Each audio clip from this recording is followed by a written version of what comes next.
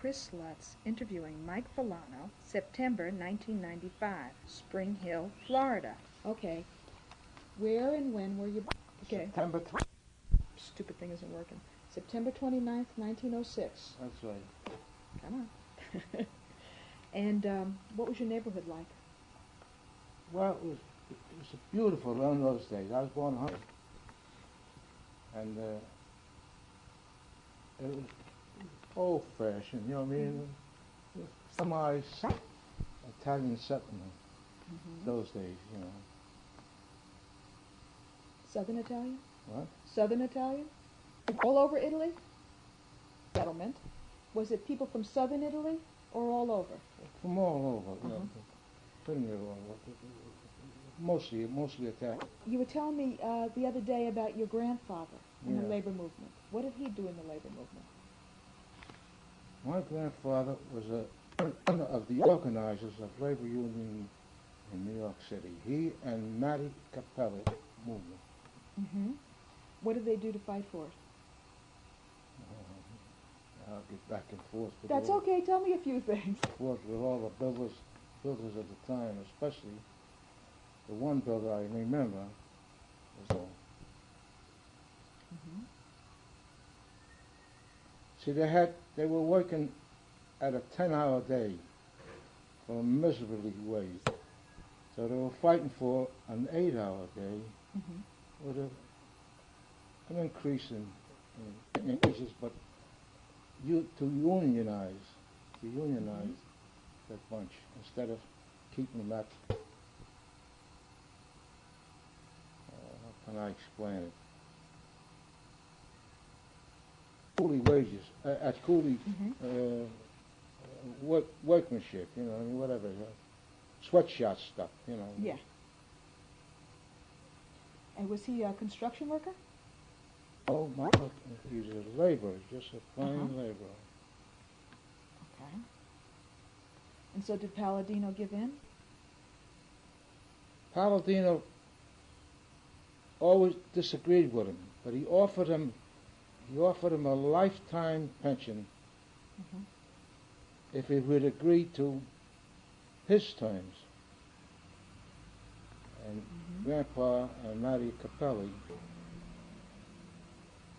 They refused the But pension. this went on for quite a while. They debated quite a while. He was threatened. He was threatened by my grandfather was threatened by Palladino. Father threatened him. How did he threaten him? At the point of a gun. There's no other way in those days. They compromised and they went on the 8-hour day. Still, it was doubtful about unionizing them yet. You know what I mean? But eventually, they got the union. They got together. Your father was a union man too, right? My father came over this country when he was only 11 years old. Actually, he worked into the plumbing industry. And they unionized, they were forward with unionism, with unionism. Well, how was he treated like? In that he was it's a long story. Pop was a ball player. In order to satisfy his parents, because his parents had the in those days. Well, ball players could kind of rowdy. So he changed. He played under the name of Jim Williams. They were all rowdies at those days, and most of them. And so alcoholics, you know, they're the worst kind of athletes. They're the worst kind of athletes of the times. And not only that they were alcoholics, but they abused it themselves, you know what I mean? They were worse at it. In fact, my father always used to tell me that the worst condition athlete was a ball player. They got on it, and they all had, most of them had a lot of potentially athletic ability, you know what I mean? My father played the ball away from. But in the meantime, he's still in the 463 local. In the summer, he played ball. In the winter, he went back and played in the trade. But when he was finished with baseball, he came back to the trade, and he wanted to play. He wanted to use his birth name, Villano. But there's Freddie Deegan and Tim Hopkins were secretary and treasurer of the union at that time, and they advised my father to keep his name Jim Williams, because if he was a pagan or a Jew, you had no chance of getting a job, keeping a job in New York City. So he kept his name as Williams instead of Alone. He kept the name of Williams. Now, I went into the trade.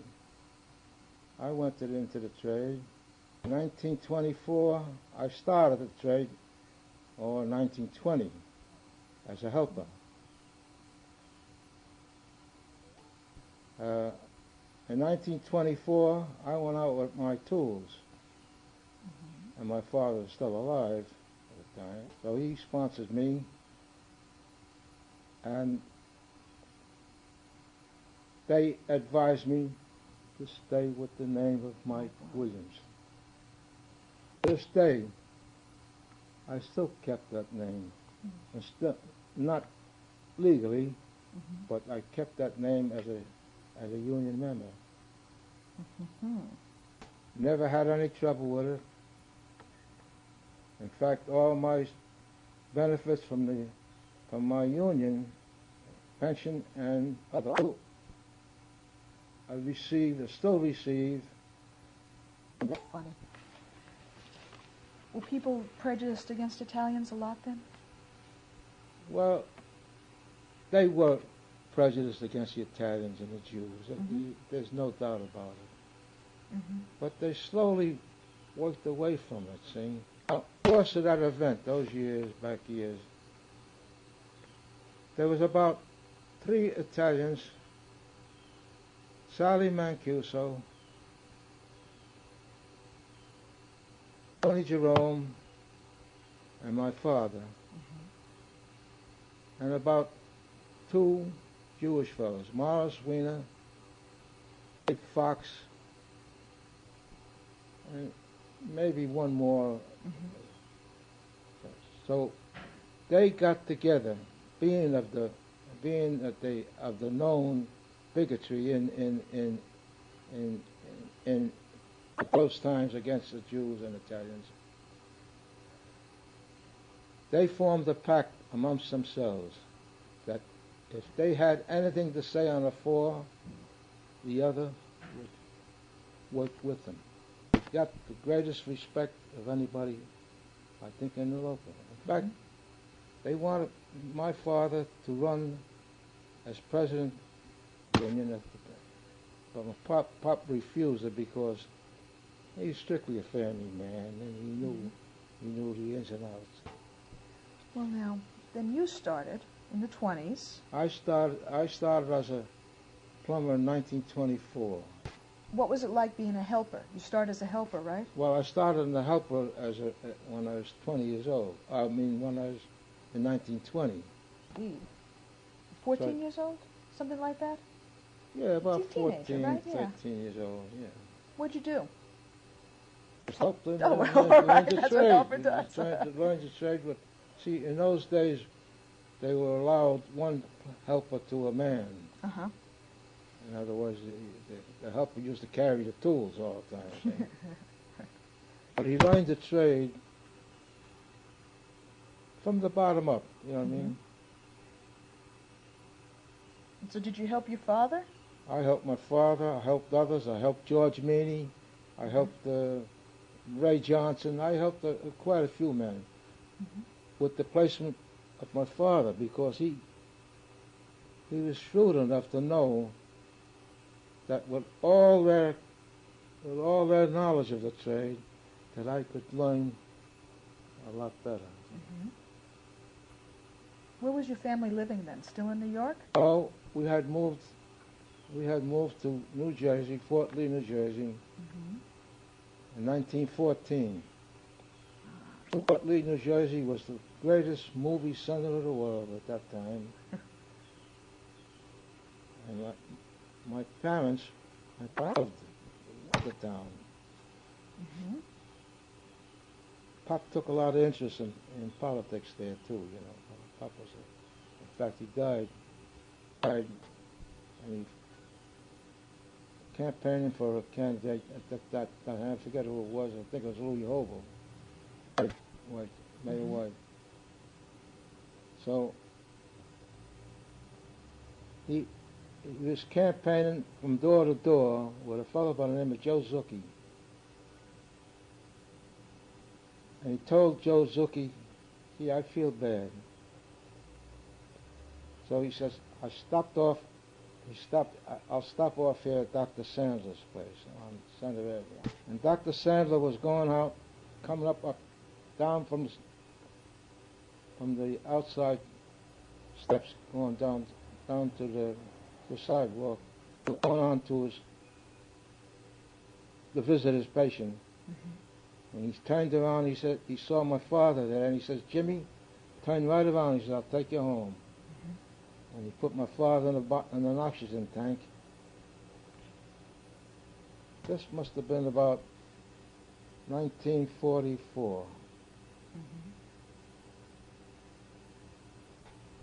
My father was in the oxygen tank for about 24 hours, and he passed away. Still a pretty young man then, wasn't he?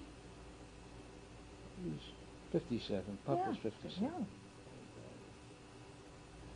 Who took care of your mom after that? Mom, she had a place. Mom had just sold that place.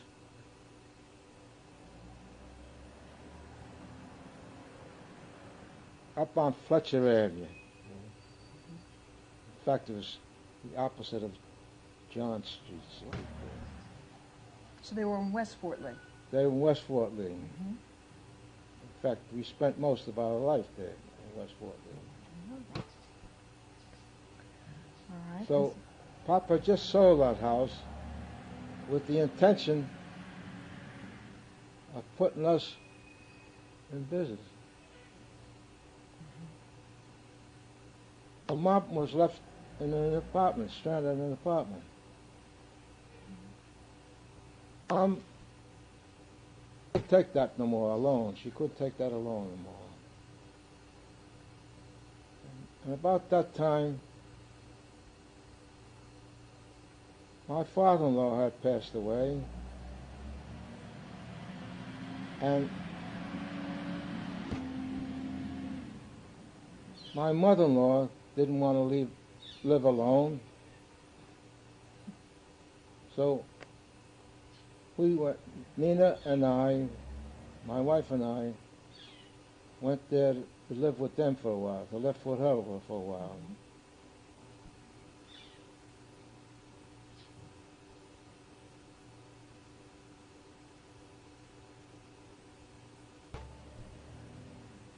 And Then my mother happened to get a brainstorm. She buys a piece of property on Center Avenue, right next to the old baseball stuff, the baseball, Fort Lee AC baseball field. It was almost like a swamp. she asked me to lay out the plans and start building a place for there, for us. Mm-hmm. With that, I did. In the meantime, I was working out of town, back and forth, or working down from different jobs out of state, and building this place. When I got it finished,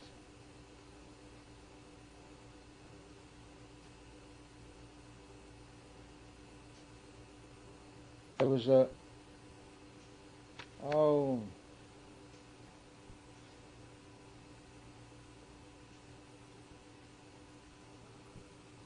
got to finish. There's a period of time there. My mother-in-law died.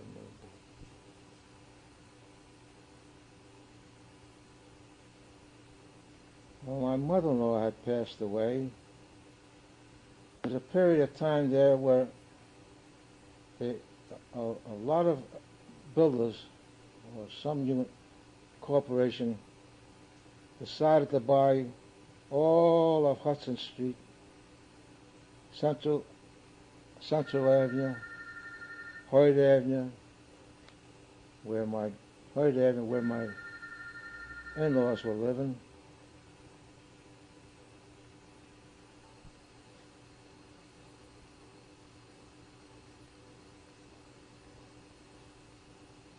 So I decided when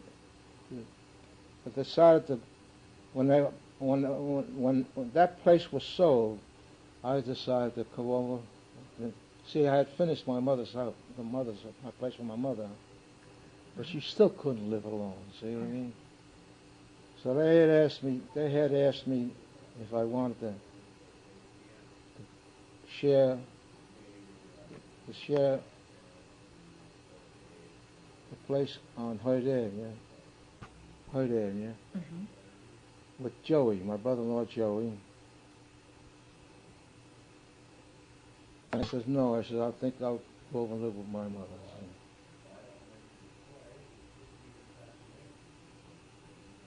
Let's go back a minute. Back to the movies, because you were in the movies, weren't you? Well, took little parts. Uh-huh. In fact, I remember one incident where I was taking a part with Mabel Norman. This is silent days yet, silent Mm-hmm. movie days yet. I was taking a part with Norman Talmadge. No, Mabel Norman. Mabel Norman. Mm-hmm. And we were supposed to be a bunch of kids, just hell raisers, Mm-hmm. So we were shooting crap, and they loaded dice there, see. So Mabel Norman was supposed to be shooting the dice, and they were always coming up 7 or 11. See? So I picked up the dice, and I says, "Let me look at them."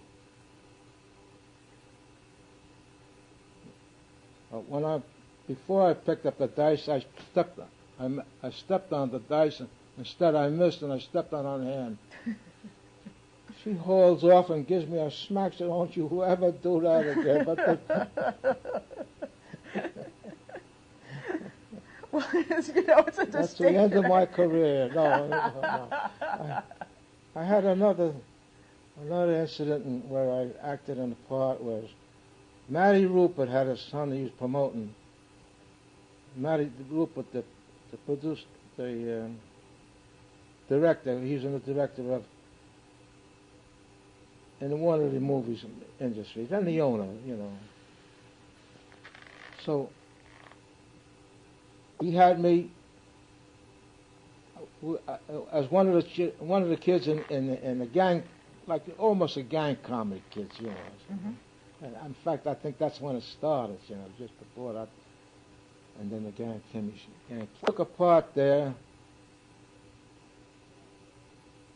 where I fought a colored fella from Englewood, New Jersey, and boy, did we pound the devil out of each other. And this poor kid finally, I had enough of that. See. So Matty Rupert asked his son, or asked me, to fight Matty Rupert's son, his son. So I did, and I must have started to bang him a little too hard. So he come up to the corner. He says, "Take it easy, my son. See, and I'll give you $10." See. But I faked a knockout. See. And the main name of the picture was "For You, My Boy." I'll never forget it, because we saw the picture. The whole gang, I guess, the whole 4 thieves up there, they showed that picture. And they kidded me about it a long, long time. You let Matty Rupert's kid knock you out, they said, right? But that was the end of my career. My grandfather took a part one time with The Perils of Pauline. No, it wasn't The Perils of Pauline. It was some big picture there where he's supposed to be. See, Grandpa was on crutches at that time, see, and they picked him out as to take apart as a beggar, you know, and kissing the Queen's hand or so forth. Grandpa got. Now, you went around after you left home when you were a young man. Yeah, when I was 16 years old, I ran away from home. I don't know why to this day. Never wrote to my parents. Never even sent them any card or anything. They didn't. But I think my father knew where I was, because there was a fella on the job that we were working with. We went away together. Traveled by train down to Philadelphia. And then from there on, we hitchhiked into Miami, Florida, even as far as Pascagoula, Mississippi. But on the way, traveling from Philadelphia, we hit Virginia, and we worked on the peanut farm, you know, for anything for something to eat, you know. Mm-hmm. We worked on a peanut farm. And instead of in Virginia,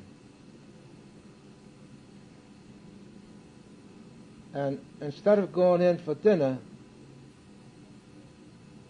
we'd strip to our jock and saturate ourselves with red vinegar all over our body. And believe me, Chris, we were so black you couldn't tell us whether we were black or white. When we got down to Miami, Florida, we went into a white man's restaurant to eat, eh? And this is where I got the bad impression of Florida.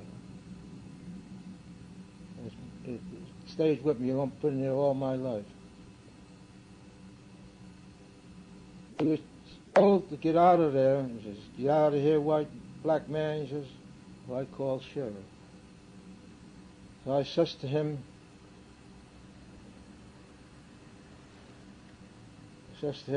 "Look at my fingernails. Feel the tip of my nose." He says, "Get out of here, black man, or I call sheriff." My partner, I still can't remember his name to this day. I mentioned the story so many times, Chris. Your partner? He says to me, "Good fellow." He's a Jewish fellow.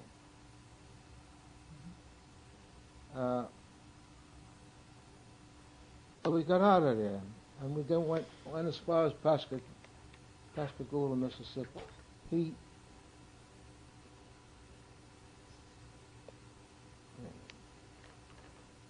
Meantime, we parted. On his way, and I went on mine. So On in Pasco Glen, I stayed with a family by the name of Martins. And they were fish skinners, you know. But what they call fish skinners. We used to catch, what was, I forget now. And I stayed with them about maybe 2 days. They wanted to adopt me. I had lied to them. I told them about my parents and everything else. I decided to go back home, but I was ashamed to go home. I stayed in New York City on 129th Street, across the way from St. Joseph's Church, to the Mary, I think it was. In a little place, I think it was $2 a week from room and board. You know. Mm-hmm. And what were you doing to pay your room and board? I got a job as a helper. See? Ah. I got a job to come back to the trade. Mm-hmm. But I was there about a week. We had I always called her Aunt Elsie, but she was really a cousin of my father, who came from New Haven, Connecticut, to visit us, and she stayed with us for quite a while, because she was going to Columbia University to study law.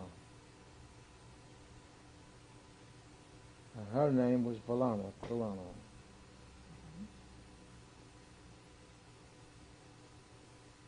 Now, getting back to where I was in my room. One evening, I see my aunt, I call her aunt. She says to me, "Mike, you want to go home?" Just like this. I says, "Yes." Thinking that here's where I'm going to get help. But not, you know, pop. I went home. To Fort Lee. And my father, all I got was my father. From my father was my prodigal son. And he put his arms around me, and we both cried.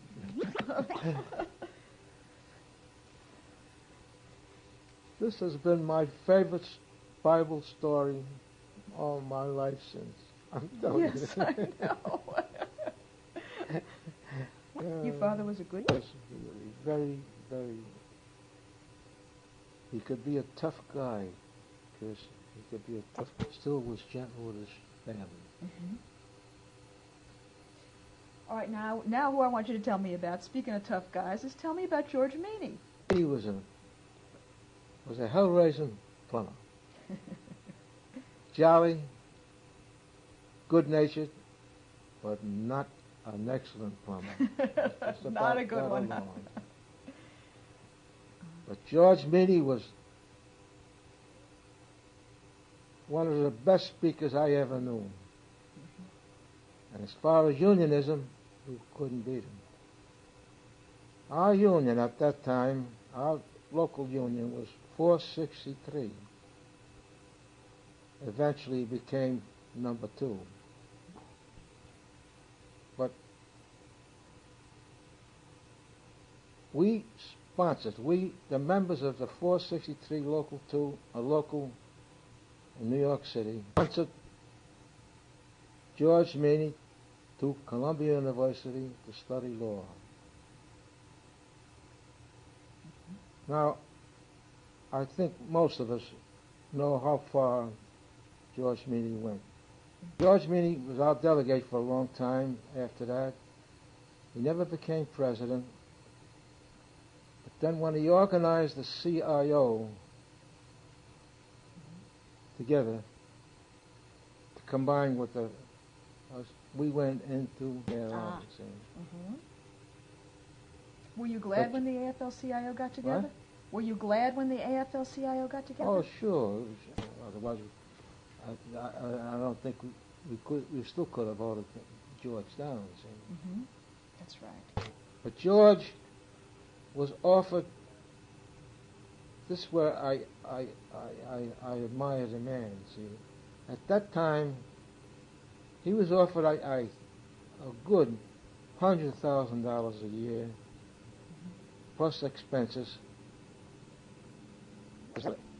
as the organizer of almost all of the CIO and the AFL. He was refused. He says, I'll just take the $30,000 from now until I die. That will be my step. Of course, in conventions, we always compensated him for that. All right. Well, that's George Meany. Now, what did you do after you were the helper? After I was a helper? Yeah. Well, Wait a minute. You joined the union in 1924. I was the youngest plumber ever accepted in 460. How old were you when you accepted? I was about 17 years old. That's A little over 17. Yeah. And you were the youngest ever. And then is it called a journeyman or a master? I call it a master. But Master. Father, when I first went out with my tools, my father insisted that I would go as a jobber for a while, because a good jobber makes a good plumber. What's a jobber? Alterating, and, like if a sink broke, you go in and fix it up, or stoppage or anything like that. Like a jack of all trades? Yeah. Yeah. Oh. A fellow by the name of Jarvis and Brill. But then when I got real active, I was supreme. But in the meantime, I went to New York Trade. Not New York Trade, but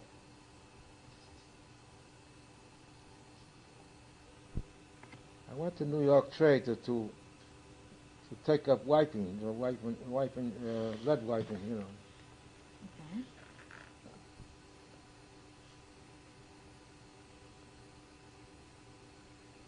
I went to school, not Cooper's Union.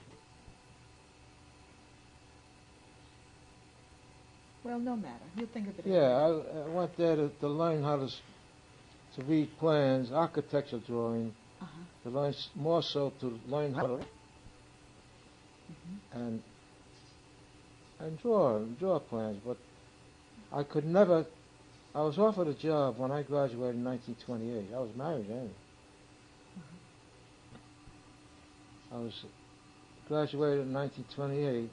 I was offered a job as an architect in an architect's office, but I refused that because I could never stay inside.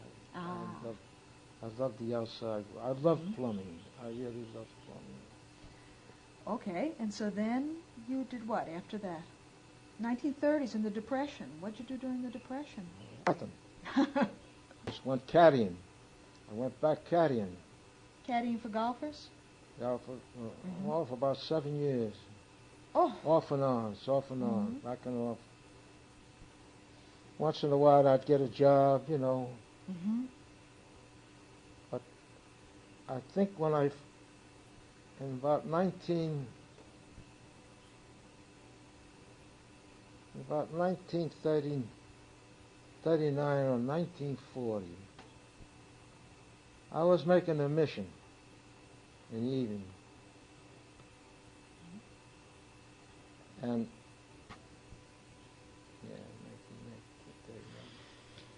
I was making a mission in the evening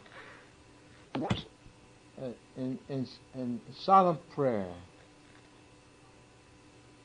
and I feel a tap on my shoulder, and I turn around. It's a Jewish friend of mine by the name of Benny Elephant. You want to go to work? I says, yes. He says, meet me outside. Now, he had gone to my home,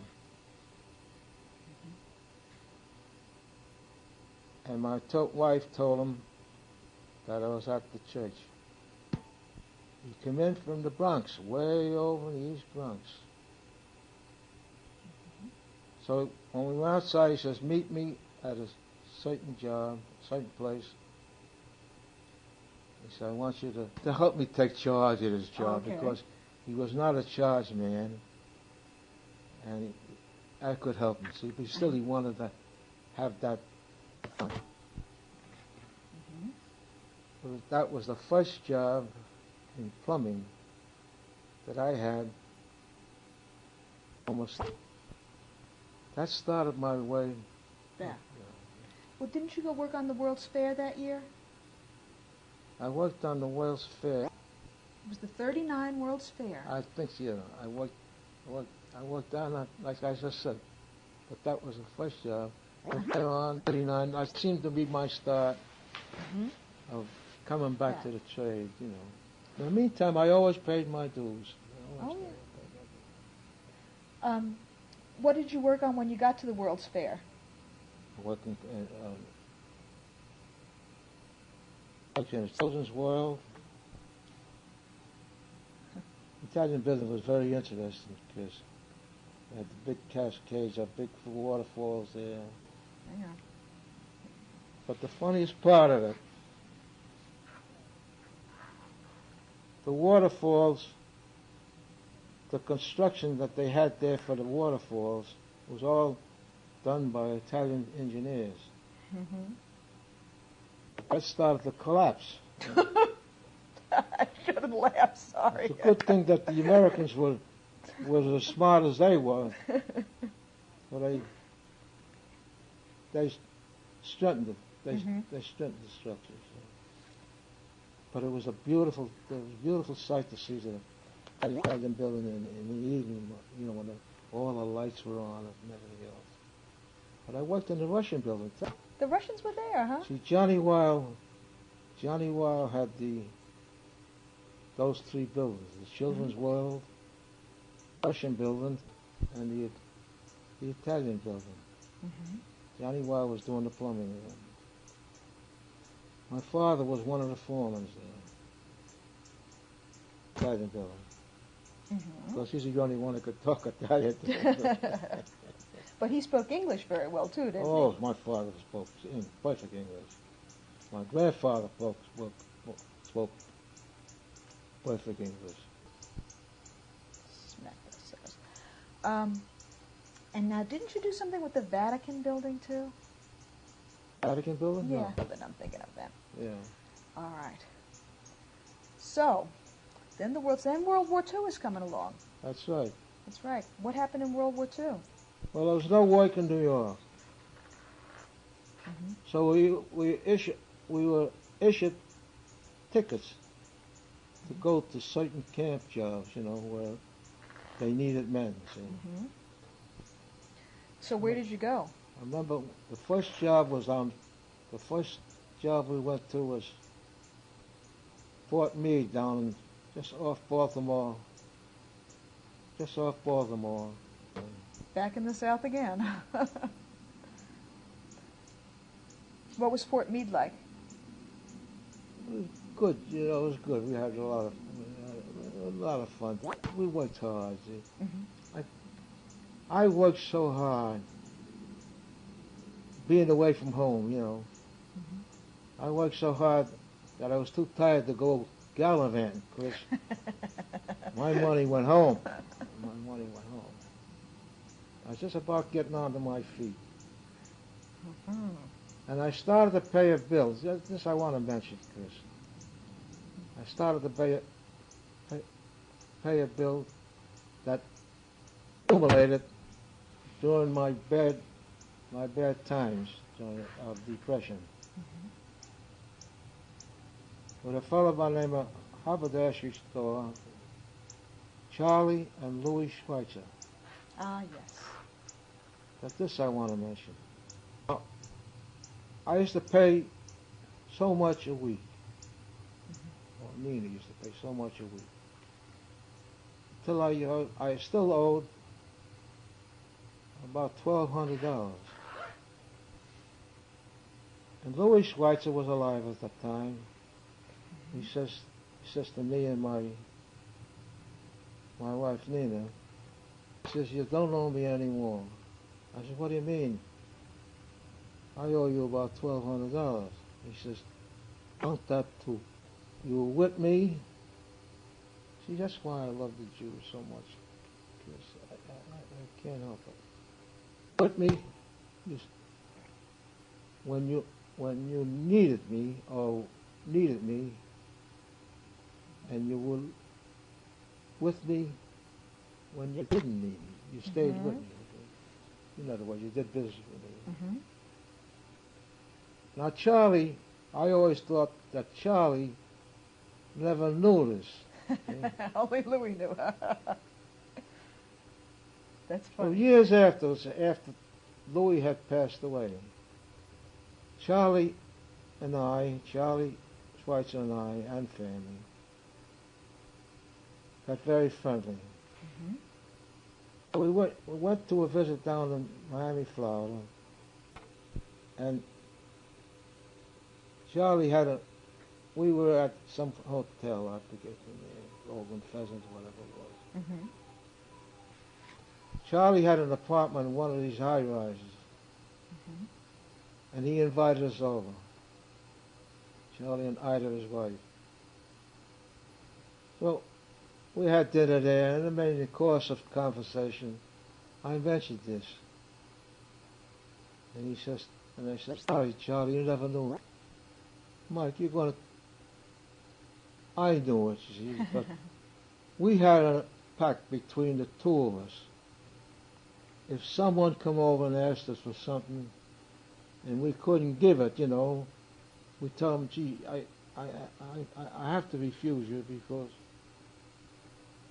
Louis maybe don't like the idea, or vice versa. See, you old Jewish dad. That's very cute. But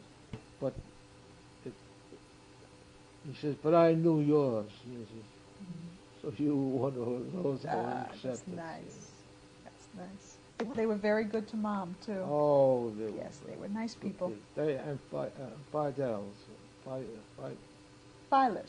Filers 5 and 10, right? Wasn't it? 5 and 10. They still recognize Anne. And of course Anne still goes there, which is the thing. Sure. Well, anyhow, it's World War II, and you went to Fort Meade. He's dead now. Oh, is he Mr. really? Fidel. Oh, I'm so sorry to hear. But, I just saw him last year. She's still, the she's kids still took over, you know, whatever it is. Well, anyhow, here's World War, and you went to Fort Meade. Where else did you go during the war? Fine work. Muskogee, Oklahoma. We went to Muskogee, Oklahoma.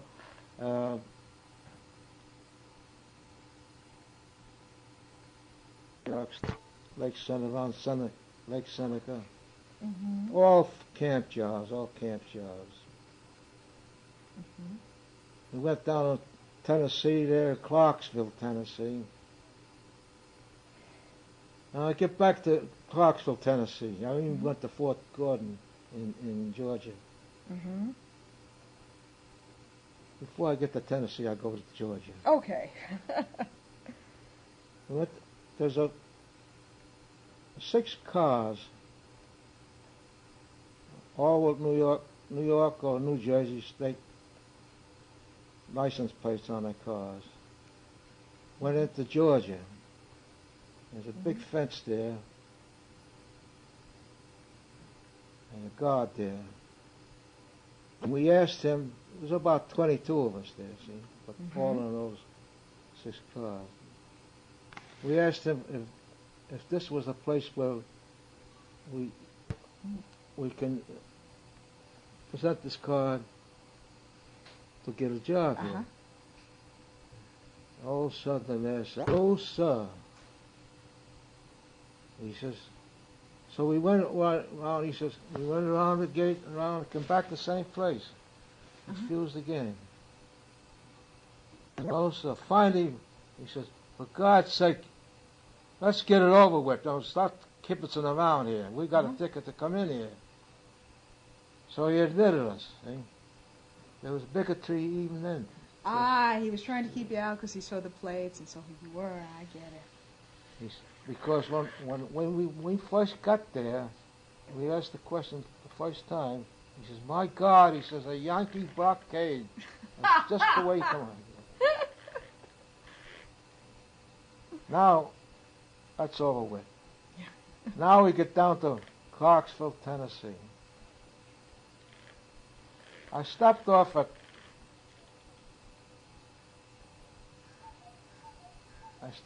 the YAC Inn Hotel before I went to the job. Mm-hmm.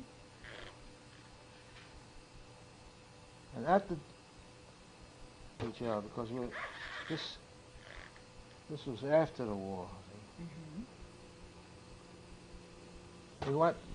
I was supposed to go to take charge of a section, do the plumbing and the steam there, Mm-hmm. and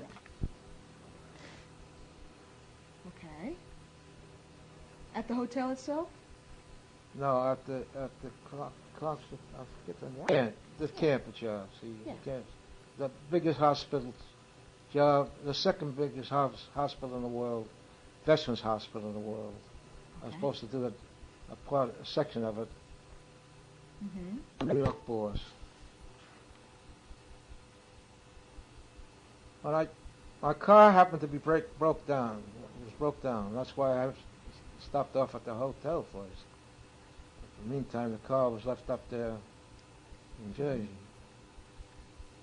So the next morning, I'm standing there taking the bus, taking the bus driver. If this was the way to, this bus take me to Clarksville, to the Clarksville Center. This was his job. Mm-hmm. So he says, no, sir. So I waited for another bus. And I got the same answer off this, no, sir. Mm-hmm. There's an old man fooling around the yard with a white picket fence. I'll never forget this. He said, son, you better tell that man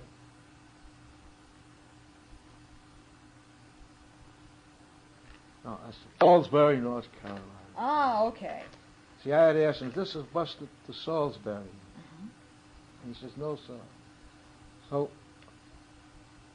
after the second bus, there was an old man around that, and a white picket fence. He was there all the while I was waiting for this bus. He said, son, you better say Salisbury. He said, it's so Salisbury. He says, oh, that man will never let you on the bus.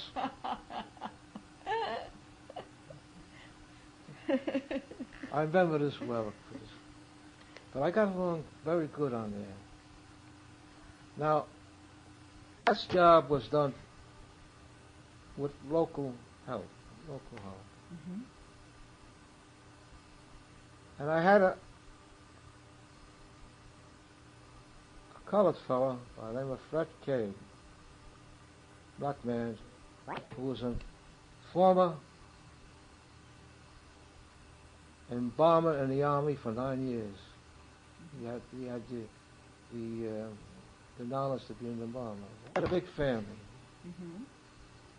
And his wife had died, so he quit the Army. So he asked for a job as a laborer there. We put him on. Now we were paying him, the wages there was $1 an hour. Mm-hmm. Laborers. $1.50 for diplomas and steamfitters. Now, that Cade was so good he was so helpful in many, many ways. I gave him a quarter more on the side, see, with the permission of my boss. Fellows out about it. The other fellow found out about it, and they told me to cut it out. So I gave it to him under the table. So the white guy told you to cut it out. Yeah. I see. And still, they liked the guy. See, they liked the guy, but it was general practice, you know. In other words, I think it still is. Mm-hmm. A lot. So they Fred Cade, I had asked him. I don't want to get away from Fred Cade for a while. I asked him I says, in fact, I had asked first, you know. I can get you up here in New York City as a laborer. Join that union up there. He says, no way. No way. Mr. Williams, no way, Mr. Williams. I'll stay down here. Why? Put 9 years in the army. He must have known something about New York. Yeah. Well. You know, and go on more about bigotry too there. So. There was a church that we used to go to, Tom Doonan and I used to go to every morning. Tom Doonan worked for me, from New York. Irish guy? Huh? Irish guy? Yeah, real Irish guy. So we used to go to Mass every morning to a church by the name of Sacred Heart. Now there's 300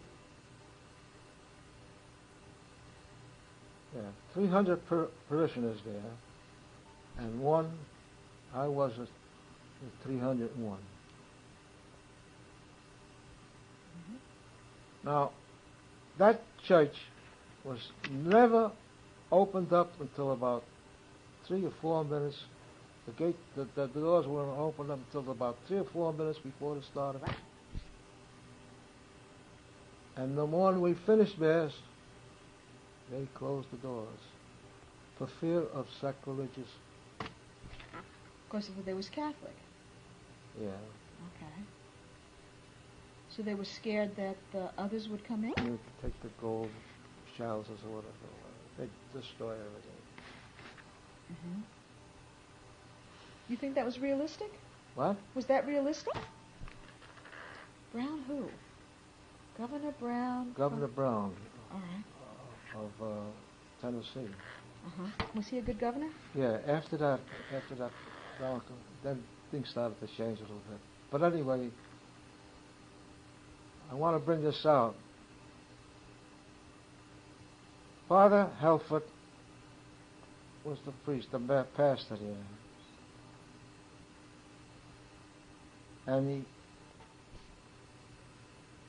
he asked me if I could get him enough Kemp tile to fix up the floor in the chapel. I gotta watch this. So there's a fellow by the name of George O'Brien who was like a superintendent or inspector of the job. I was very friendly with. So I asked him if it was possible. Now George O'Brien used to come every morning to Mass, but never received because he was a divorced man. So he gave me the okay. So I was sent must have been about 80 or 100 packets of Kemp tile. Kemp tile? Kemp tile, you know, I mean, no, floor tile. Kemp tile, I call it. Kemp tile. So we scraped, got the scraping machines there, and all the help I wanted from the job. I got all the help I wanted from the job. Now these fellas had to scrape the floor because it was a wooden floor with all the pews taken away, you know, put on the side. And put a coating of black tar paper, rather light tar paper.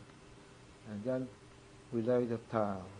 When we got the tile, we finished it all up. We decorated that place better than they ever saw in their lives.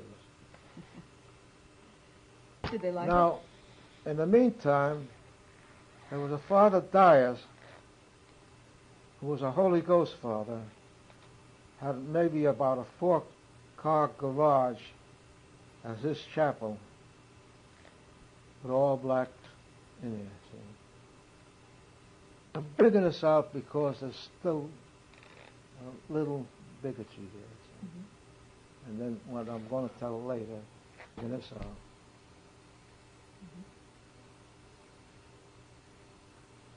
It was New Year's Eve, and we, both Tom and I decided that New Year's Eve, decided to go to the Holy Ghost Church. The church where the black people went. All blacks. So there was about 6 of us went there. And it must have been the best collection that they had ever got. See, Father Dash got to Father Helford about it.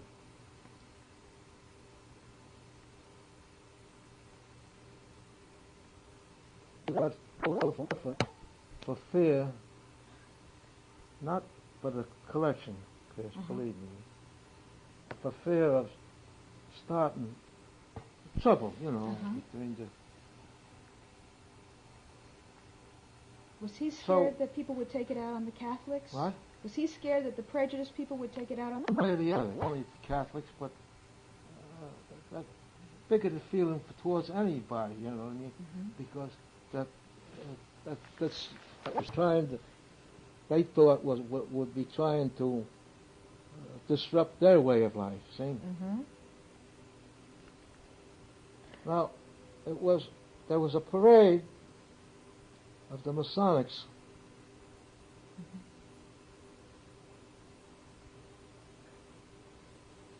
Yeah, the Masonic parade of Masonics, and I was invited to just go up with the Grand Master, whatever you want to call him. They put me on a white horse and gave me a white hat and white boots. The first time I was ever on a horse, and I was scared stiff. My Father Helford happened to see me on the parade. And he made a fist on me.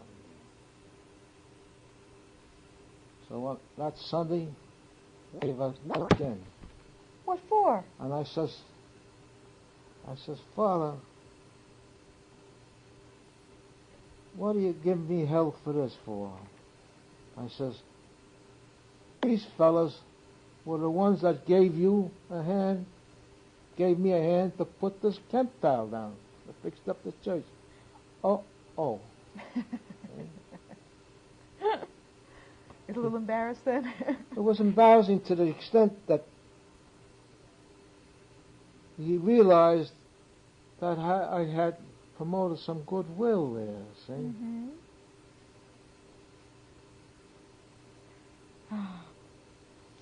Well, so you never decided not to settle in the South, I take it.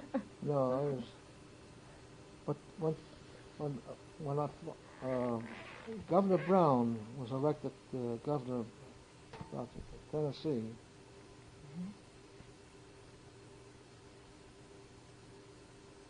of Salisbury, Salisbury, North Carolina, see? Yeah.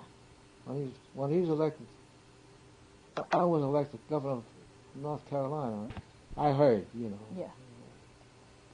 You heard was he more of a labor guy or just less of a bigot? Well, I don't know that for sure, but I do know that he was more tolerant of the blacks and white. He was really trying to make it a big state of harmony, which I think it did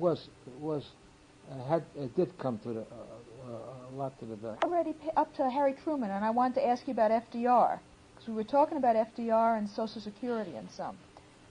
Well, now, tell me what you thought about the New Deal. See, I don't know. I don't remember whether FDR was for labor or what. I don't know, but I do know this: that he did a lot.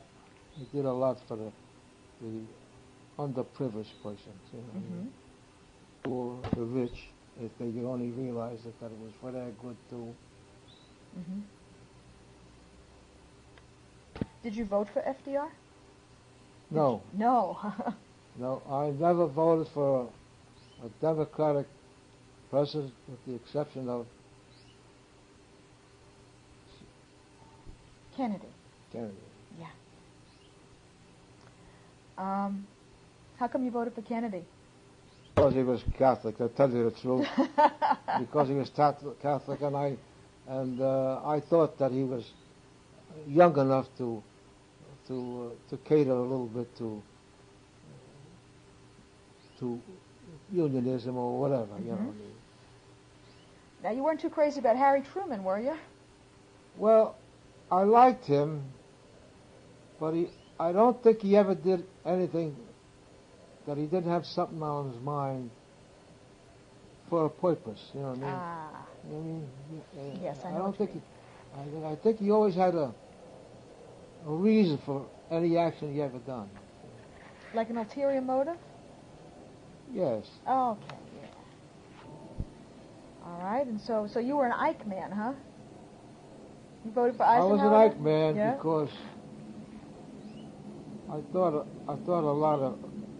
I'll tell you why I really liked him. When he became president of the Columbia University, I was doing an alteration job there.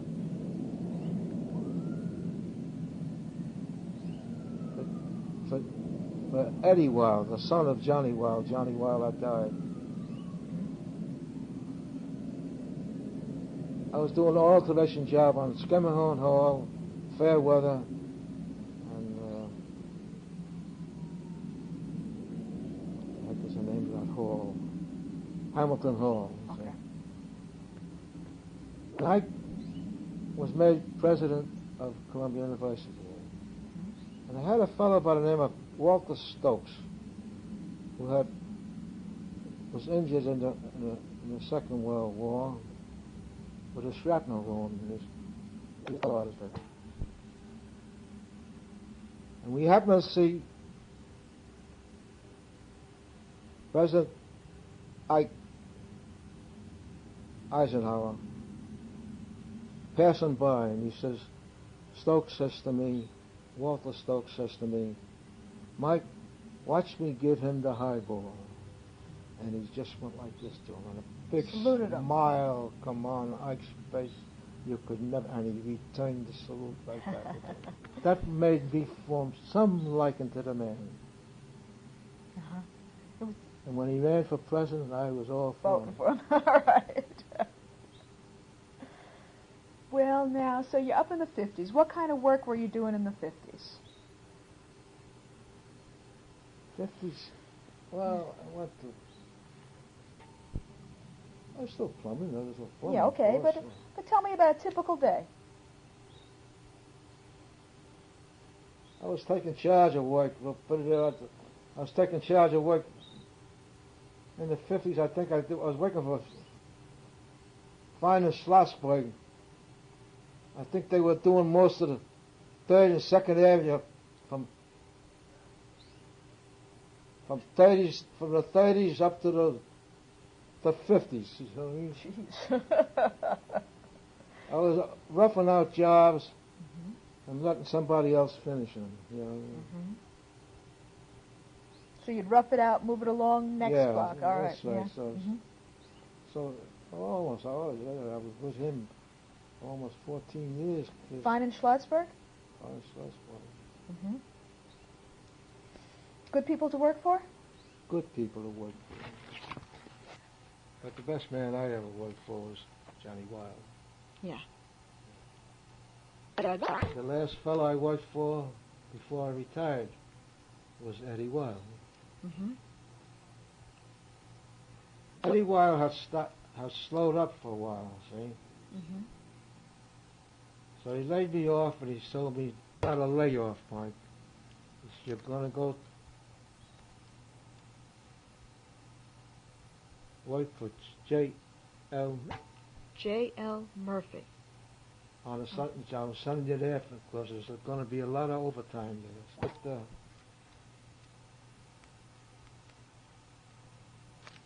what do you call that over there?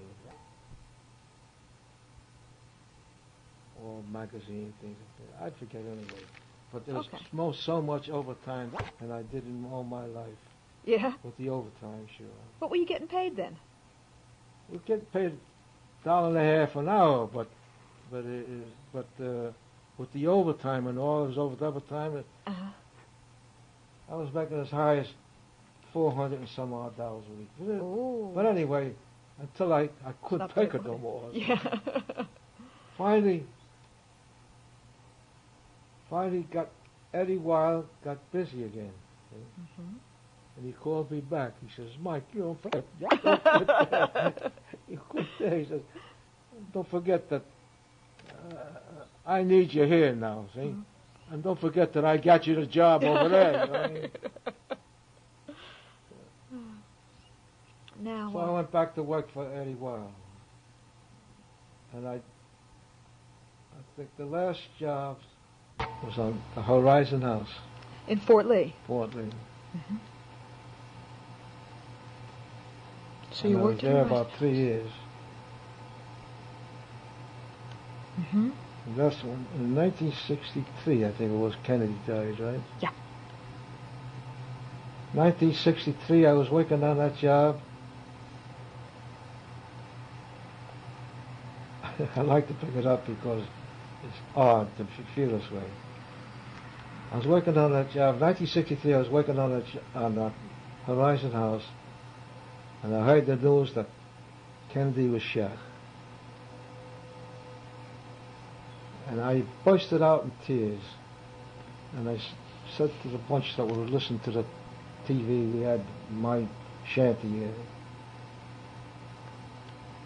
the only president I ever voted for, Democratic president I ever voted for, and they had to shoot him. Yeah. It was terrible. It was an awful feeling, just an awful feeling that left me. Yeah. It was terrible. I remember where I was, too. It was a terrible thing. Yeah. Well, now by 1963, your 4 children were grown up, weren't they? What? You had 4 children, right? By that time, weren't they all grown? Sure. Anthony was born in 45. All right, so, yeah, he was just coming out of college then. The last. Now, did any of your sons follow your path into plumbing? No, they wanted to. Anthony wanted to. Uh-huh. There's no way. You got too much knowledge to go plumbing. Uh-huh. See, I had Anthony work with me on that Horizon House during the summer months, you know. Oh, no, I didn't know that. Do you have any... Jimmy was a union fellow, wasn't he? But not plumber. Jim, but he went. See, Jimmy wanted to go to when he come out of the service. He wanted to go to college. Mm-hmm. I says, "Oh, what do you want to be, Jim?" And he says, "Gee, I don't know." I said, "You better think it over a while about first." About a couple of weeks, or maybe a month afterwards, he was still living home then. He was living home for a while. He says to me, "Geez, I still want to go to college." I says, "What do you want to be, Jim?" And he says, "I don't know." I says, "Well, look, you better get a job." Uh-huh. And my wife's cousin, Frank Paparia, was alive at that time, and he got him a job with him up in not San Jack Studios, but out in Long Island there. Okay, is it a movie studio? In the movie studio, developing and printing things. Ah. And Jim worked himself up there to a foreman, you know. Mm-hmm. Jimmy was pretty good at that thing. I don't think I made a mistake, Chris. Although I think Jimmy held that against me for a while. Yeah. Mm-hmm. But he got married afterwards, right? Mm-hmm. And one of his boys is a union guy too, isn't he? Didn't His was a union job. Yeah, and then Joseph, his son, is a union guy, isn't he? One of his. Joseph is a union too. Mm-hmm. He's with the bulldozing gang, the construction. Some kind of construction, yeah. But he's all union. He runs a bulldozer on the tractors or anything like. Or mechanically minded, he's a whiz. Yeah. So you got 5 generations of Villanos. Yeah. Yeah. That's a good thing. Who would you say was the biggest influence Me? in your life? My grandfather, my father. Your grandfather and your father, yeah. How come? Well, my grandfather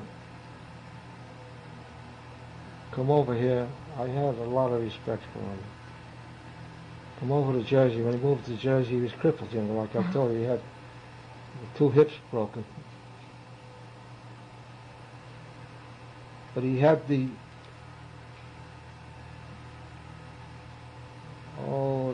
spirit to fight. He built just as an incident. He built me a wagon, a small wagon that I could carry stuff with.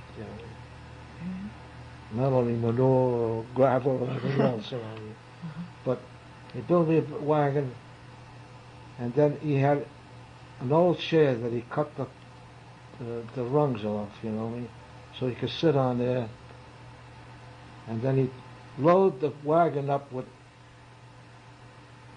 the chair, and he'd walk with the crutches, and we'd go and a big bandsaw. And we'd go in the woods at Fort Lee, right where the cemetery is, where he's buried now. That was all woods then, see. And we chopped down a dead tree. But in the meantime, he had me climb the tree, tie a rope up on the end of it, on the top of it. And he says, now, when we cut this a certain way, he told me to hold the other end of the fence on. He pulled him on a chair, and he pulled me in the damn bandsaw, whatever you would call it. Oh, it was about 6 foot long or 5 foot long. Wow. With him, and when he get the tree down to a place where it was almost ready to fall, he had us cut so that all I had to do was just give it a yank. He says, just give me a chance to get out of the way and give it a yank, and then run like the devil yourself. And I don't think it'd fall right where he wanted. Then we cut it up in pieces, chunks. All by hand? All by hand, right? Ready for the wood for the winter, right? We had a garden there. We had a great barber. We were living on Jones's Road at that time. Across the way from the school. There was no sidewalks then, and no paved street. We had a garden alongside the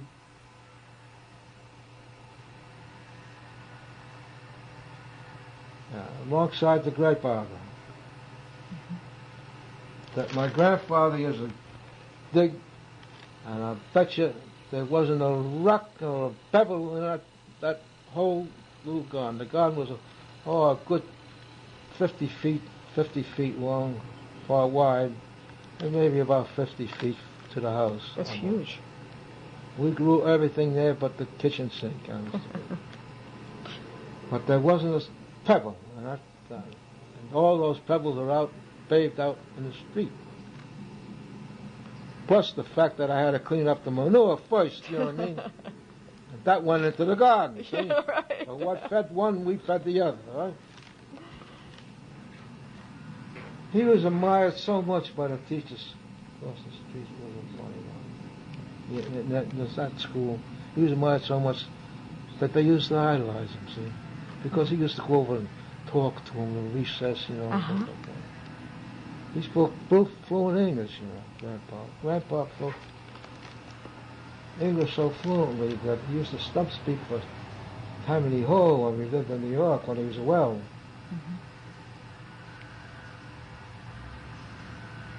And your dad, you said, was a... What?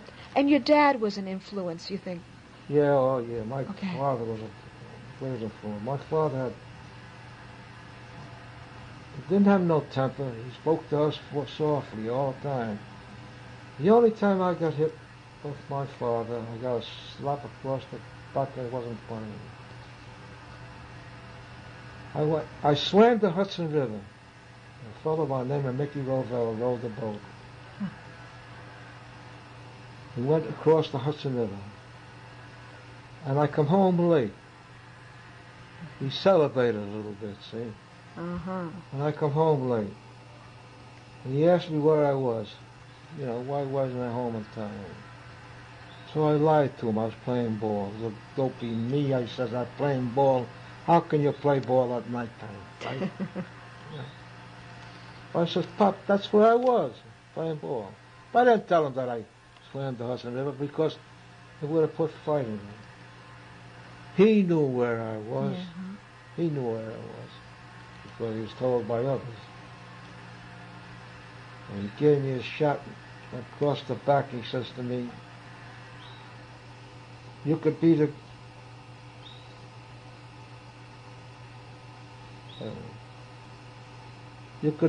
worst crook in the world, but don't ever lie to me. See? And that's it. After that, it was always calm, see? You can bet that I never lied again to him. To him, anyway. I don't know. Yeah, well...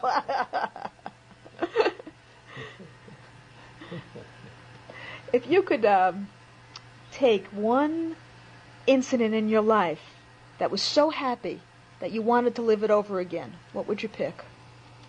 Marrying my wife, Meany. Marrying your wife. Nina Ciccone, right? Nina Ciccone. Mm-hmm. We had a most beautiful life.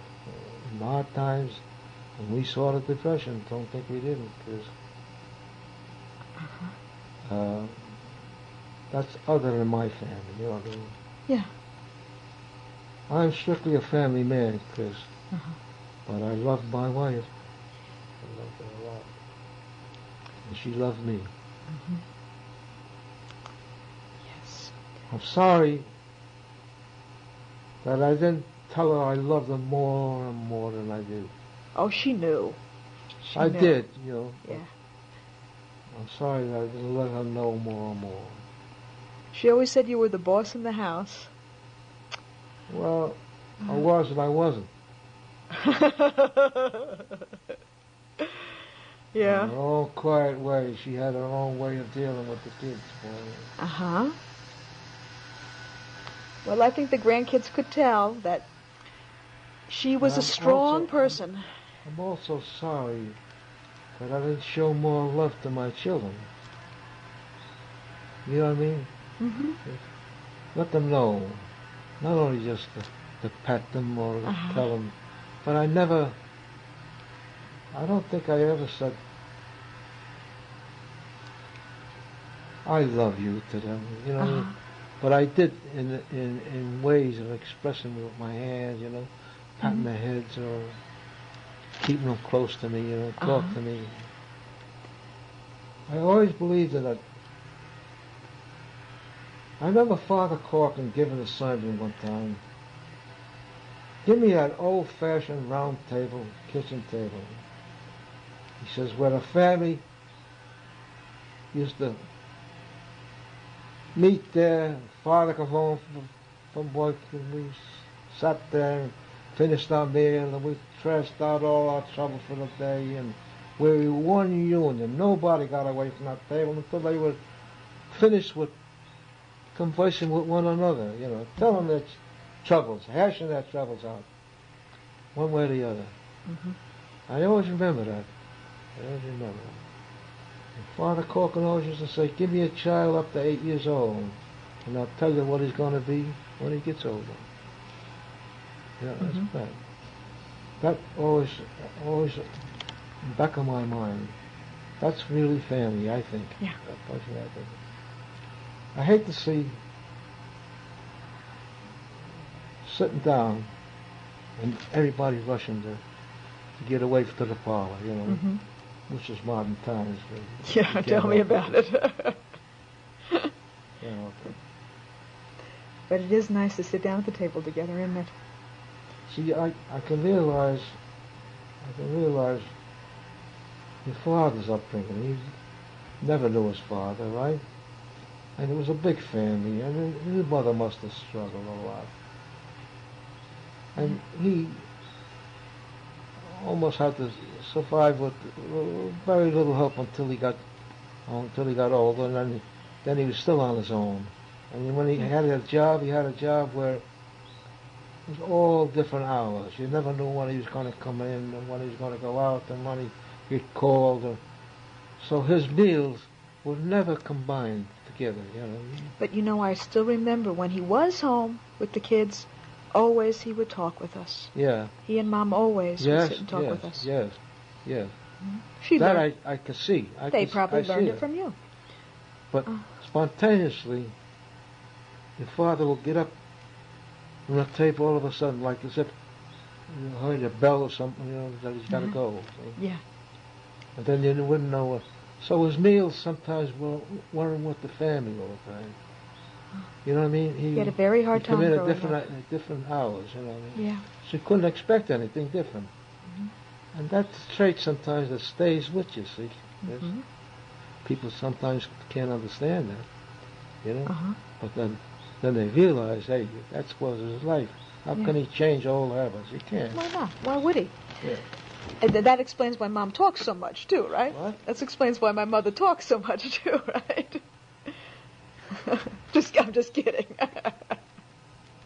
Now, okay, if you had to take one time, let's make it just with the work world. We won't do family.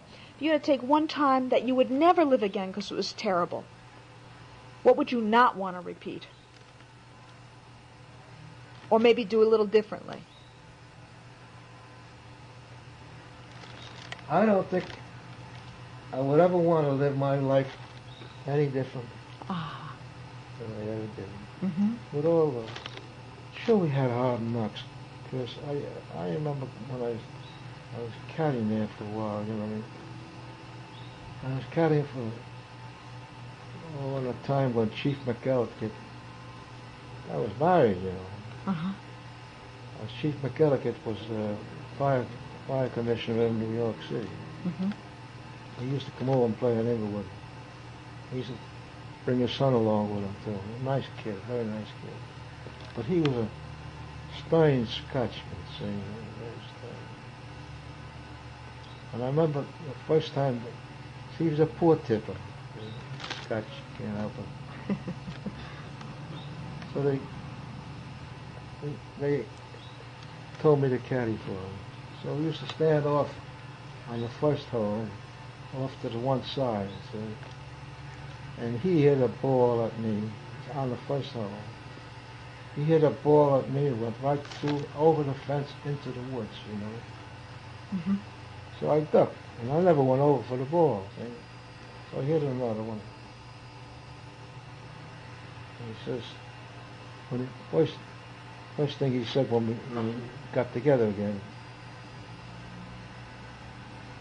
he says to me, you know, you never went over for that ball. I says, I was old enough to tell him off. You know.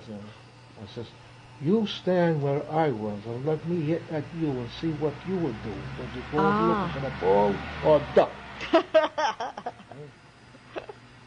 Well, he was stunned. Yeah. He was stunned for a minute. But you know, during the course of that round, I got him so that he was eating out of my hands. I was teaching this kid how to play golf. And I had found a couple of balls, you know, and I gave it to the kid. So every time he used to come up there, he used to ask for me. So. And he gave me a half-an-hour tip, which is something he never did in his life. So the reason why I brought him up, so he says to me, I says to him one time, Jesus, I got to get to work. I said, I got to get to work. I don't care what kind of a job it is. I says, even if it's only as an usher at the Polo Grounds or the Yankee Stadium. He says to me, give me a chance to talk to somebody. Mm-hmm. So the next time I heard that he was coming up, I waited for him on the 13th hole. Mm-hmm. And I asked him. He says to me, there's no possible way I can help you. See, an usher's job, even if you work for tips there, at least you got something to bring home to put bread on the table, because Mm-hmm. I was desperate at that time. So the caddy master, Meany, this came a little later in life.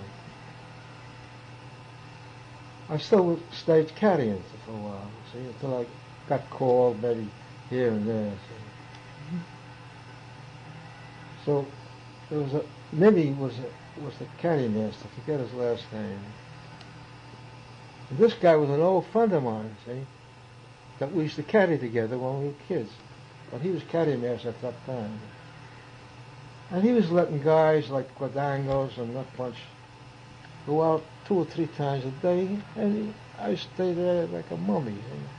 So I said to Meany, Jesus, Meany, you think it's fair that you let these guys out twice, and I can't even put a piece of bread on my table? He says, if you don't like it, why don't you quit? Well, we tangled up, so. And I had him down by the throat. I was going to kill him. Uh-huh. Good thing my brother Ralph pulled me away. My brother Ralph he was single then. He didn't care for whether I made a living or not. You know, he's still living. But anyway, they called police. And Detective Squateri come in from Inglewood. And he's a good friend of mine. Squateri, huh? Yeah. His people originally from Fort Lee, but he lived in Inglewood. He was chief of the detective corps in Inglewood. Mm-hmm. He says, Mike, what the hell are you trying to do? Kill this guy? He says, I'll kill him if I don't. And Nick, I says, I'll stay here until he lets me out, otherwise there's something going to happen here, worse than that. You better put me in jail. So it's about 7 o'clock up, about 6:30 that night. There's a guy came in with wanted to carry me. It was only $1 a round, guys. Mm-hmm.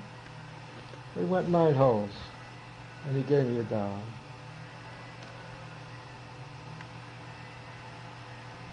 That was the last time I carried it. But Meany was fired. Meany was fired. No, that wasn't the last time I carried it. Meany was fired, and there was one other guy was one of the tailor's son from Fort Lee, but good friend of Ralph's. You see, if I knew, maybe I would have. If I knew that the others were giving him a kickback, nickel or whatever. I didn't know. At least let me know what you want. Yeah. I'm in a position where I have to do it. You know what I mean? I have to give it again.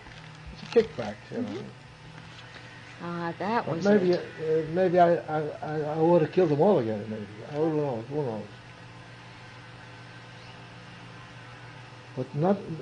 Nick Squateri says, hey, you ain't even on the bottom. He knew. But that's how desperate I was. Mm-hmm. And slowly, I carried a little while, and I used to get a job once in a while. I carried more or less to get enough money so I could go to New York and go to these shops in the shop where, you're looking for help, we're looking for help. Right? What was the union doing then to try and get people jobs? Did the union try to get people jobs? Oh, they tried. They used to they used to issue, permit us to go and work maybe for a guy for 2 weeks or so, just to keep you on your feet a little bit, or Yeah. to pay your dues at least. And you stayed a union man Geez, I all the remember. way, huh? Oh yeah. I remember one time I was issued a ticket by Mike Fox. Mike Fox. I always liked Mike Fox. Was one of our delegates that was in the World War. Mm-hmm. He had a shrapnel wound in his arm. He had one stump, see. Okay. But he didn't want to. He didn't want to come back to his to the trade. See, but he had a brother that went in business, Abe Fox. I mentioned him Okay, first uh-huh. before, because he's one of the Jews working in the With your father in the or your business. grandfather? My father. Yeah. My father. So he had a stump, see. So Abe Fox says, work at the trade. You gotta come in with me, and you'll be one. I'll put you as one of my foremen, you know. Mm-hmm. He said, no, I'd rather work it. So he stayed. He used to wipe his joint. He used to put it in a hot lead bin, the stump in a hot lead bin, before he closed it, see, and roll it, wipe the joint. All right, it wasn't perfect, you know, but he used to do a good job, see. So anyway, Mike got to be delegate later on. So he got me a job for 2 weeks at Wartel. He said, I got your job at Wartel. This is before he became delegate. And he was the foreman on the job. That's why I mentioned his name. Uh-huh. So Wartel, I got 2 weeks in there. In fact, when I went to Wartel, All right, we were talking about Mike Fox, right? yeah. All right. See, Mike Fox had said to me, Mike, let me speak to Wartel. Mm-hmm. I went to Wartel, and he says to me, well, come in tomorrow, maybe I can tell you what to do. So I come in the next day, nothing doing. I came in the next day, nothing doing. But finally I went to about the third day, it was like, well, you told me come in every morning, in other words. I says, finally, he says, she's nothing doing. I says, for goodness sake, he says, I says, give me my 2 weeks and get it over with, see? Because when you got a job them days, they used to put you on for 2 weeks. Mm-hmm. So he says, all right, come in to work tomorrow. So, follow this now. So I worked hard. Oh, boy, I gave him the best I could, the best I had in me. And I got my 2 weeks, see? And I thought I was going to stay with him because Mike had said to me, Jesus, this guy loves you. But he had a bunch of relations there, see? That he had to support. You follow me? Yeah. I realized that. But I didn't at the time, see?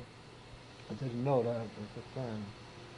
He came over to me one time at payday. He says, Mark, I have to let you go. He says, I'm sorry. He said, I got so many relations. He says, I got to take care of it. I don't know what to do with myself. See? He says, okay, Mr. Walktown. But I worked for him later on, and I pulled good with him. You know, I stayed with him very well. Mm-hmm. But I took it graciously, see. I was thankful for that. I got the 2 weeks. You know what I mean? Mm-hmm. The wages then was about $60 a week. Yeah. So that was a lot better than caddying, wasn't it? You're darn right. Yeah. So you'd never do the Depression over again. Well. No, I never. Nope. I never want to see that again. Yeah. No way. some memorable people from your union and your working life? Who sticks in your mind? Not famous necessarily, just who sticks in your mind? Yeah, I like Mike Fox. I like Mike Fox. Mm-hmm. I like George Meany. Mm-hmm. I like Johnny Flood. Well, who's Johnny Flood? He's one of our delegates later on, you know. Mm-hmm. Archie Heckler, I loved. Okay. I like Archie Heckler. What was so good about him? Why did you like him? Well, I like Dutch Halburn. I liked Archie Heckler a lot. Uh-huh. Archie, I tell you, we got very friendly, but I never knew that he had picked me out as a good friend. You know what I mean? Never. But I was working on a job, and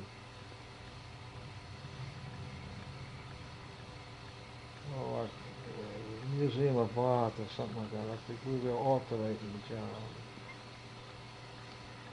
And there was a fellow by the name of Roy Helt who was taking charge. He was an out-of-towner, taking charge of the job. So I didn't know it was a percentage job, you know, follow me? Time and material job.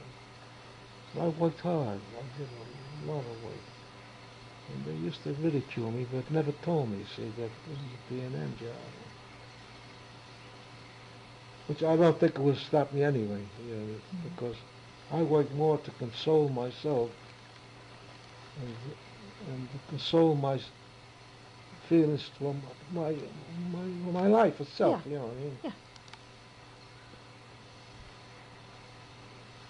So it came to the test, the plumbing test, and I worked on galvanized pipe. I was doing a lot of venting and everything else, venting and waste. Mm-hmm. And we put down a test. We have to put a test on in any job in New York. See, Okay. if it's not occupied or if it's a new building, you got to put it on a water test. See, Okay. more or less to see if everything is not clogged up or anything. You know, more or less Okay. it's clear. Never mind the leaks unless it's a split. See, if it's a split pipe, then you have to repair it. Mm-hmm. But it seemed that everything I did there, and it was only galvanized vent and waste, wasn't split, but leaked like it that way. So Archie Heckler was taking the test, see? He was one of the delegates at the thing. And he has to. So Archie Heckler wouldn't pass the test. So he says,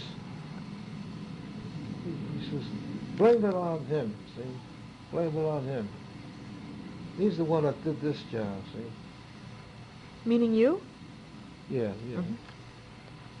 So I ignored him, see? It seemed that Roy Helt formed a dislike to me because I refused to go and bring the water, the water supply to the roof tank, see? Up above the steel beams, see? Because I was afraid of heights. See? Oh no, for real. I refused to go up there, see? Ah. And work a big chain tongue up there, you're crazy. So, in order to get even with me, because he's afraid of firing me,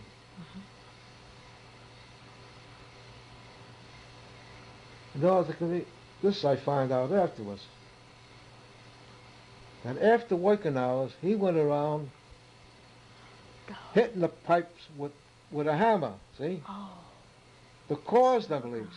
And I found out off that one guy that was working with me on the same thing, see? That son of a gun. He told me because he was riding with Roy Helt. That's when I got mad at him. Yeah. Oh.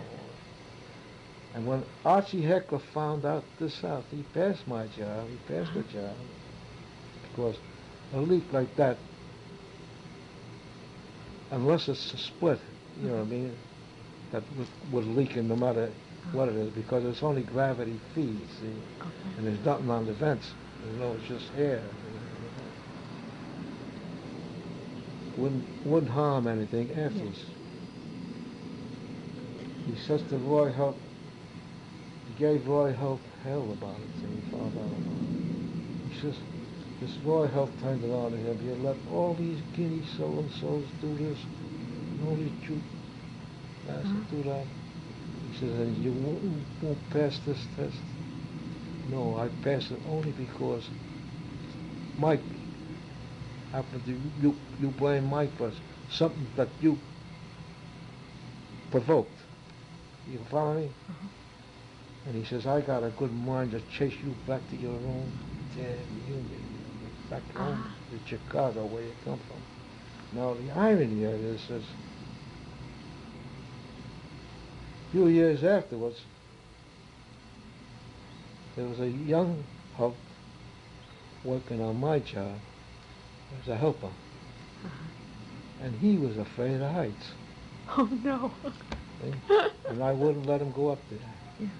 I wouldn't let him go up there. So he must have went home and told his father about it. And I hated this man. I really hated him. The only man I ever hated in the business. I went to a meeting one time, and he must have told his father. So I went to a meeting one time, and Roy Health comes over to me and says, Mike, thanks for what you've done for my son. I says, that's something that you, I don't think, would ever change in all your life. You're still that way. He said, no, Mike, no, Mike. He said, I learned a lesson from this. But I still, not that I hate it, I don't hate anybody, Chris. But I just couldn't take to the man, see. But that kid, when he went out with his tools, and he worked on my job, he did anything but heights. Yeah. He worked like that. His father must have said something to him. See, this guy came in from Chicago. But he's just in here because he happened to know that boss. I think it was McGovern who was the boss. Yeah, McGovern. Another thing I remember at one time, on Rikers Island, we were working on Rikers Island. My father's alive at that time. And we used to take instead of going to the ferry, instead of giving us the privilege of riding the ferry to the Rikers Island, see, we were putting making some cells, you know, with toilets and cells and the new water mains and everything else in there. Anyway, we had to take an old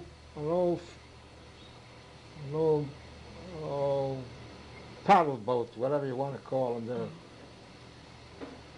Fred Fulton's boat, you know what I mean? Yeah, I know what you mean. Fulton. Like a Mississippi River boat. One of these dayliner boats that would go across. It was an old elaborate. And we used to stand alongside the smokestacks, see, to keep warm, see. So one time,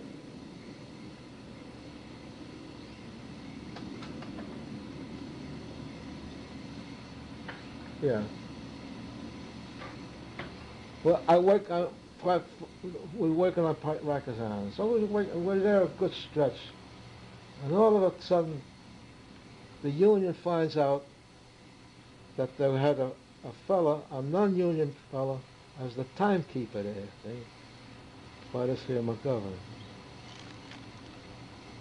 So they closed the place down until he got out of there, you know. And they were going to persecute some of our performers there that were there, you know. But they didn't know anything about it. They didn't know that he's just a timekeeper. They never give it a thought that a timekeeper wouldn't be allowed. Well, anyway, a non-union man being allowed as a timekeeper. So we were laid off for a while, see. But there was a couple of men left there to sort of to show that there's somebody there doing the working, you know. Otherwise, the money coming in for McGovern.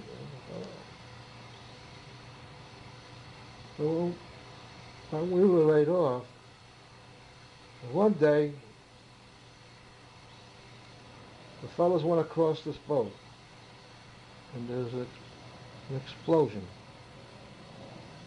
on the boat off the building, the smokestack blew up. And it killed Charlie Jerome, Jim Bennett, and Johnny, forget his name, but he was related to McGovern, see. They were killed. They were the ones that were left on the job. They were killed outright. So Tommy Brasiliano and I, that were working on that job before we were laid off,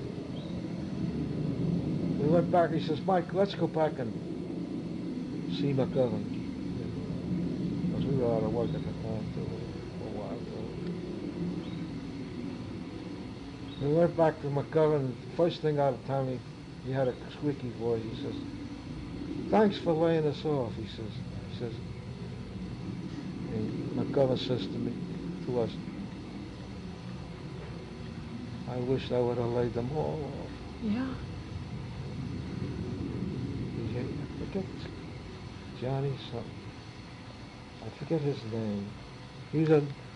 These guys were Bill Bennett, and these guys were all beautiful people. Were they from Fort Lee? Huh? Were they from Fort Lee? No. These are all from New York men. New York. Charlie Jerome was related to that Tony Jerome, Okay. that Pop was cahoots with, you know. Yeah. Tony Jerome weighed about 300 pounds, about 250 pounds.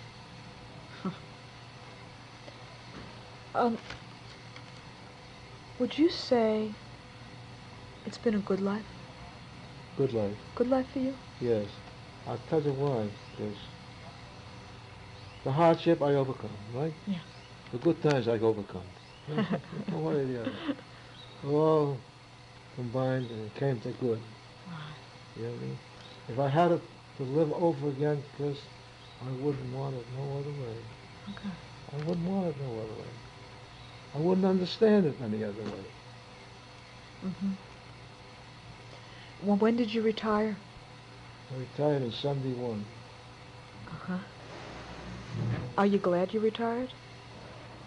Or Yes, do you miss it? because when I retired, I made up my mind, that's it. No more. Uh-huh. Since then, the kids kept me busy. What'd you do to stay busy after you retired? I know, but tell the people. That's it. You know. I think I helped all the children with their homes, build their homes, whatever. Yeah. You didn't really retire, did you? Just kind of switched over to non-union work in the homes. Just to keep your hand occupied. Yeah, of course. And you also started painting, right? And you started painting, too. No, I didn't get no pension. No, you're painting. Yeah. You're painting. Huh? You started painting. I started painting Yeah, shortly after I retired, I had a place down in my basement grounds, something area, down in my basement. You remember the basement area? Of course. 15 feet to 25 feet long, wide, long, whatever you want to call it. So I used to do my painting down there, see? And I started painting. See, my mother had won a number set at a foresters meeting one time. So she brought it home. I was going to give it to one of her great-grandchildren. I said, Mom, I'm not doing anything. Let me try it. So I started on this number set. But it taught me how to mix colors, you know. And I finally got away from that and started to paint myself, you know what I mean? Sketching it out first, which I always done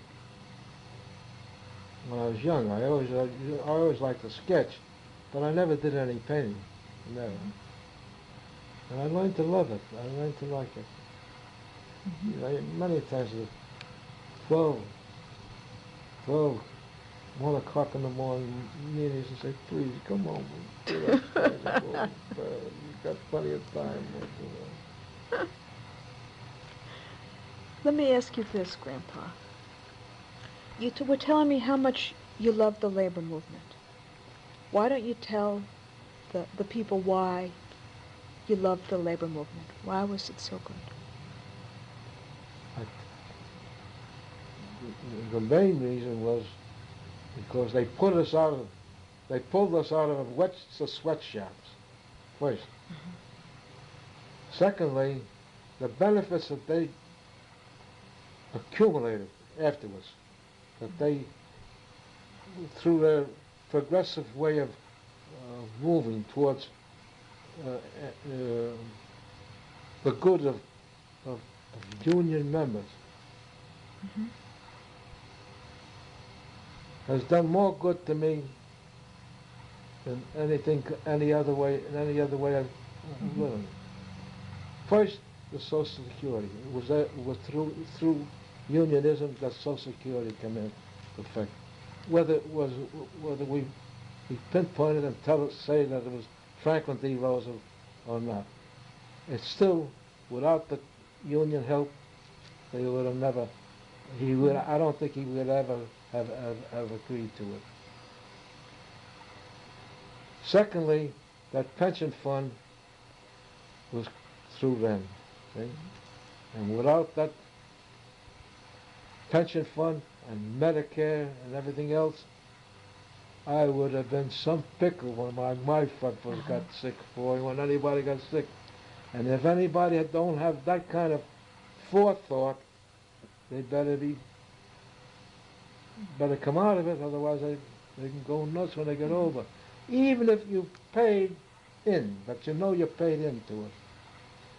Even if you paid into it and never received any of those benefits, in other words, died before you could receive them, you know, in one way or the other,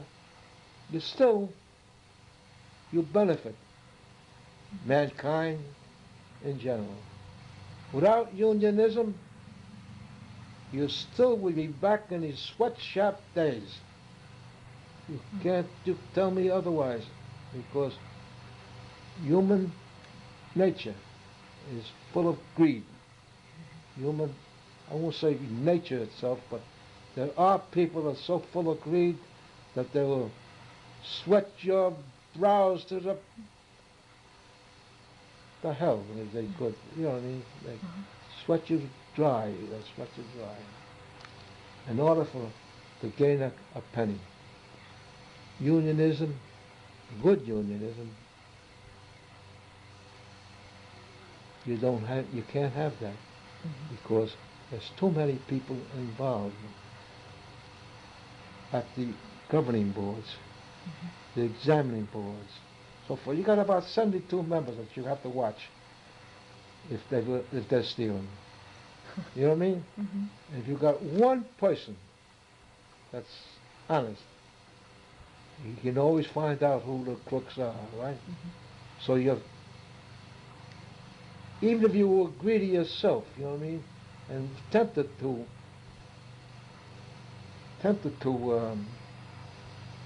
steal, you know, put your hand in that purse all the time. You say to yourself, well, no, there's too many eyes here. You know what I mean? Mm-hmm. You're tempted, your temptation is almost dissolves itself. Yeah. So without unionism, you take a string. Because you take a string and you can break it just in half like that, right? But if you take a bunch of strings, you can't do that so easy. Uh-huh. Okay? You have strength. Mm-hmm. So unionism is the base of all strength. This I truly believe. I really believe.